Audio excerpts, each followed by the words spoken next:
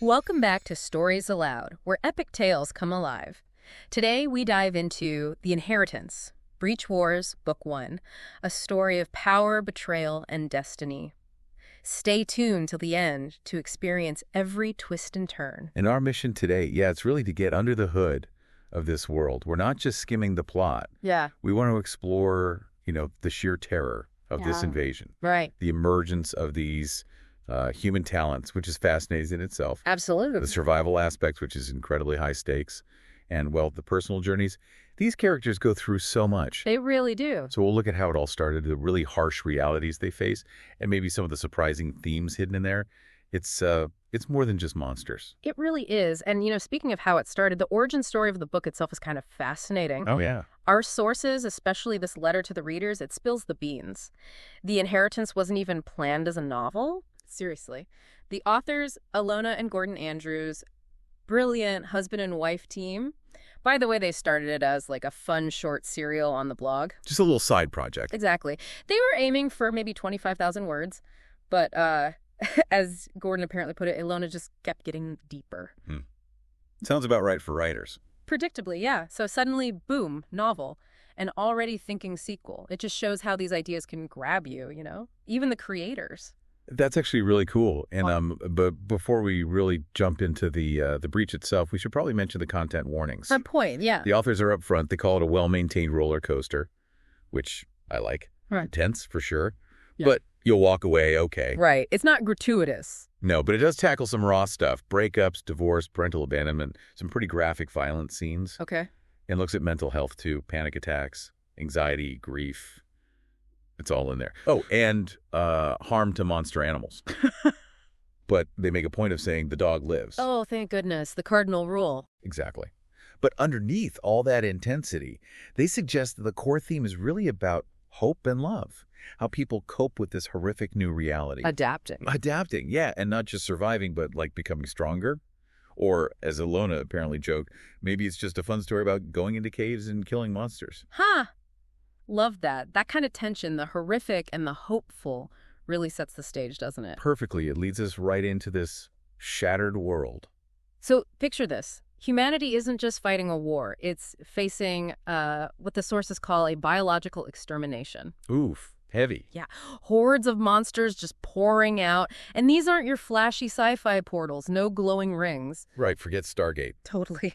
The sources describe these gates as just deep black vertical holes that punch through reality, swirling mist, appearing in everyday places like the Elmwood Park Rec Center in this case. So mundane locations become ground zero. Exactly. It's this sudden, awful tear in the fabric of, everything. And it's not just reality tearing, is it? Society changes, people change, biologically even. How so? Well, this invasion, terrible as it was, it triggered something. It awakened these talents. Ah, the superpowers. Yeah, but maybe more than that. The sources say powers beyond comprehension, abilities that are legendary. These people became absolutely essential. Humanity's only real defense, really. And they organized. They had to, right? They formed guilds. And these guilds, alongside the government's DDC, the Dimensional Defense Command, they're the ones managing the breaches now. It's like a forced, rapid evolution of society. So this whole gate diving thing becomes, I guess, routine, albeit terrifyingly routine. Pretty much. A gate rips open, gets graded, threat level, low risk, high risk. They mentioned low orange risk level, for example. Okay. Then assessors go in. That's Adeline's job. We'll get to her. Right. And then the guild teams follow. Assault crews, mining crews. Two main goals. One, destroy the anchor. The source of the breach. Exactly, the thing keeping the gate open. And two, strip the place bare.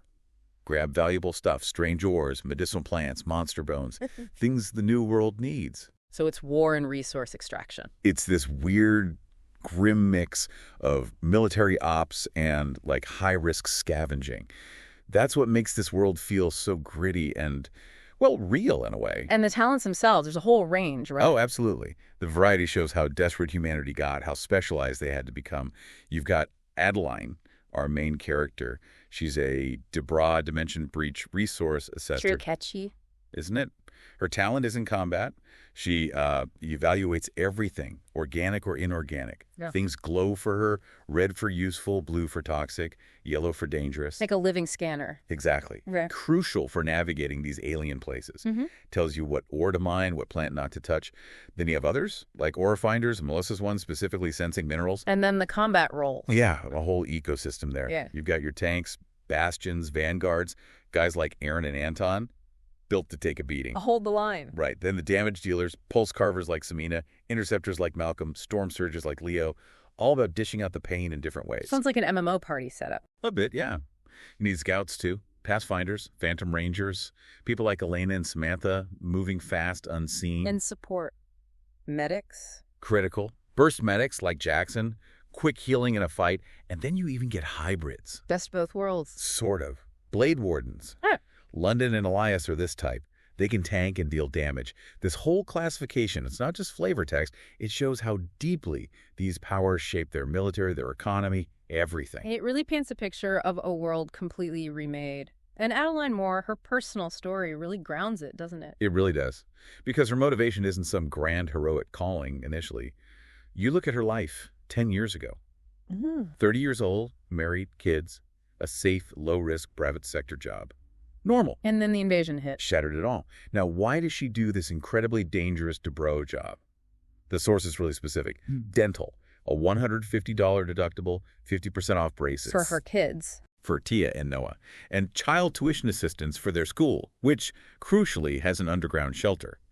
It's survival, yes, but driven by the most relatable things, love for family, basic needs. That makes her instantly relatable, even in this crazy setting. So, this specific mission, Elmwood Park Rec Center.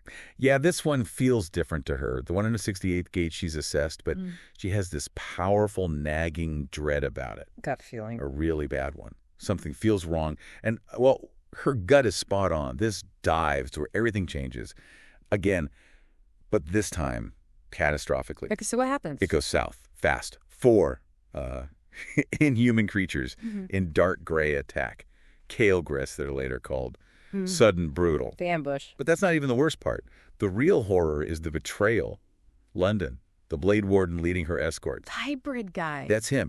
He dropped the grenade. Why? To collapse the tunnel, trap Adeline inside the breach. Then he fled with Melissa, the ore finder. Leaving Adeline behind, injured. Badly injured. Compound fracture, spinal injury. Yeah. Just left her for dead. Yeah. And Melissa wasn't innocent either. She apparently shoved another miner, Anja, out of the way to save herself. Wow. Cold. Utterly. It just shatters any idea of we're all in this together. No. Survival brings out the worst sometimes. But Adeline, she doesn't just die there. No. She refuses. And what drives her? Her kids. Tia's last words before the mission were, "Don't die." That echoes in her head. Powerful motivator. Incredibly. So she starts crawling, injured, alone. And she becomes resourceful. She eludes the dead. John Costa's rifle, Anja's boots, energy bars, a knife.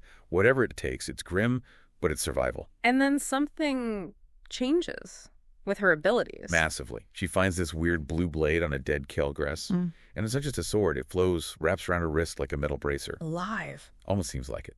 Her response to her thoughts becomes a spike, a machete, a dagger, whatever she needs. It's the first big clue that she's changing, becoming something else. More than just talent enhancement? Oh, yeah. And it's not just the blade. She's stronger. Like, throws a 143-pound corpse stronger. Whoa. And her assessor talent, it evolves. It's not just colors anymore. It gives her detailed knowledge. She knows things now instinctively, like she's tapping into the breach itself. It's a huge leap. So she's basically becoming part of this alien environment in a way. That's a good way to put it. And she has to navigate it. She encounters these terrifying creatures, grasping hand plants. Carnivorous plants, great. Rhino-sized silverfish insects. And these pack hunters, the Rena. But here's the thing. Even the horrors can be resources. The Rena hearts. They contain an antidote she desperately needs later. So learning the ecosystem, even the deadly parts. Exactly. It's brutal adaptation. But then she finds something completely unexpected. What's that? The spider herders. Spider herders, more monsters. No, that's the shock. They're sophons. Intelligent. Civilized beings. Yeah. Tending giant spiders deep in the breach. Intelligent aliens in the breach. Yeah. Mind-blowing, right? And one of them, an alien woman, gives Adeline a vision. Calls her daughter. Daughter. I know. And gives her this Beckeraz gift, safe passage. Leaves a scar on her arm that triggers more visions, like flashbacks. This isn't just finding aliens, it's like uncovering a hidden history connected directly to Adeline. So humanity thinks it's just monsters, but there's intelligence in there. Seems like it. Which leads to this whole mystery around the word Sadrin. What does that mean? Adeline learns it's not a name, it's an occupation, a purpose. It's about knowledge. Knowledge accumulated, knowledge passed from parent to chosen offspring. Inherited knowledge. Exactly. And it can only be gifted, not taken. And the bombshell, her mother was Sadrin, received the knowledge and was hunted by the Kale Gress for it. So Adeline's abilities, this transformation, it's her inheritance. It seems so. It reframes everything. Her whole life, her connection to the breach, it's part of this ancient lineage and this hidden conflict. Wow. Okay. That's huge. And it gets bigger. This whole invasion is not random monsters. It's orchestrated by the Soon. The Soon, who are they? The real invaders. An interdimensional empire conquering worlds for power, resources, territory. Oh, man. Spider herders. The Rockallon. They fought the Soon for nearly 1,300 years before they had to surrender. 1,300 years. Puts Earth's 10 years of war in perspective, doesn't it?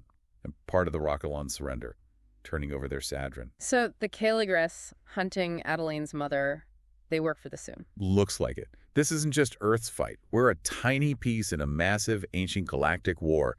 The scale is just terrifying. Absolutely terrifying. Okay, so while Adeline is having these universe-altering revelations, what's happening back on Earth with Cold Chaos? Right, we get this parallel story with Elias McFerrin, the Guildmaster of Cold Chaos. And he's got his own heavy backstory, lost his family to the Gates 10 years ago. So this is personal for him. Deeply. And he is not buying London's story about the Elmwood mission. He's determined to get his team's bodies back and the truth. He suspects London lied. Oh, immediately. He notes London's carefully neutral face, how he was uncharacteristically aggressive during questioning.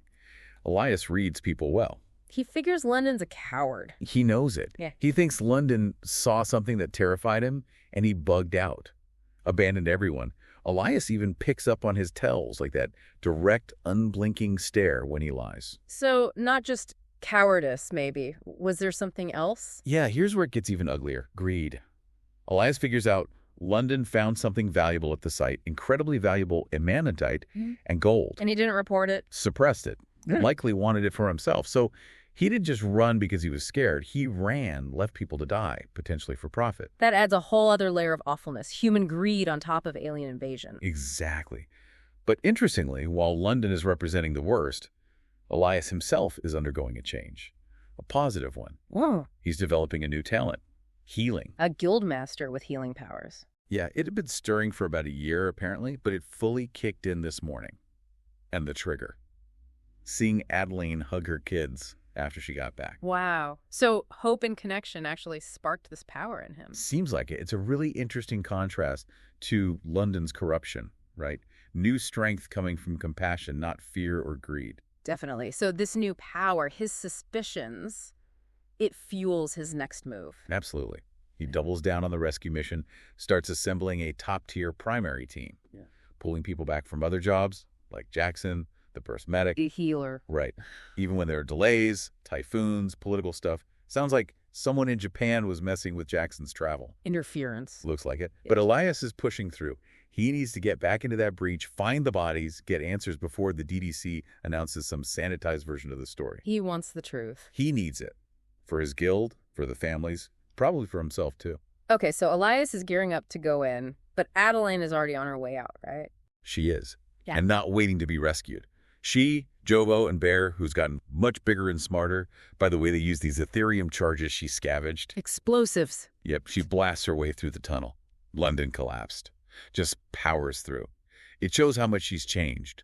Proactive, powerful, self-reliant. So the reunion at the gate must have been tense. Explosive is the word the source uses.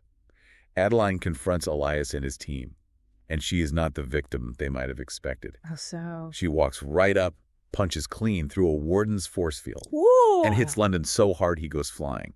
It's a statement. Raw power, clear intent. She's embodying the breach's power now. Not messing around. Not at all. And she immediately takes control. She doesn't plead. She dictates terms. Makes a deal. Exactly. A brilliant one. She says basically, Bear stays with me, no arguments. And cold chaos, you spin this story. Make yourselves look like heroes who rescued me. Why would you do that? Leverage. She tells Elias, I can tell the truth. That cold chaos betrayed me, left me for dead. Ruin your guild. Or she can make them heroes. She holds all the power. And Elias. He's smart. He sees her power, her value, as the only survivor, the only Jabra who knows what's really in there. He sees she can destroy them. So he agrees. Smart move, really. It's a total reversal of fortune for Adeline. Incredible. So she gets her way, she gets home. Yes. Finally home to Tia and Noah, reunited with Mello the cat, a moment of peace. But it's not really over, is it, for her? Not even close. The dive ends, but her purpose is just beginning. She has all this leave saved up. She's not resting. She's going to study the gem, presumably connected to the Saturn knowledge, learn what it contained. And her goal? To end this invasion. For her kids, it's shifted from personal survival to taking on the entire war. It's huge. A personal war against the Soon. Pretty much. Yeah. And linking back to the bigger picture, it hammers home that this isn't just monsters. It's a multi-world conquest. The Saturn, the Solfence, the fact that DDC archives have no mention of intelligent alien life. A cover-up. It really hints at it, doesn't it? A much bigger hidden war and maybe deliberate suppression of knowledge by humanity's own leaders. Earth is just waking up to a conflict that's been raging for centuries. So if the invasion isn't just mindless monsters, and if humanity's own government has suppressed knowledge of other intelligent life, what does it truly mean to fight for survival? And who can you really trust in a war spanning dimensions? What knowledge do you think is being suppressed in our world? And what might it mean for our future? If you enjoyed this journey into the inheritance, don't forget to like, subscribe, and share. Join us here on Stories Aloud for more timeless stories and unforgettable adventures. Until next time, keep listening.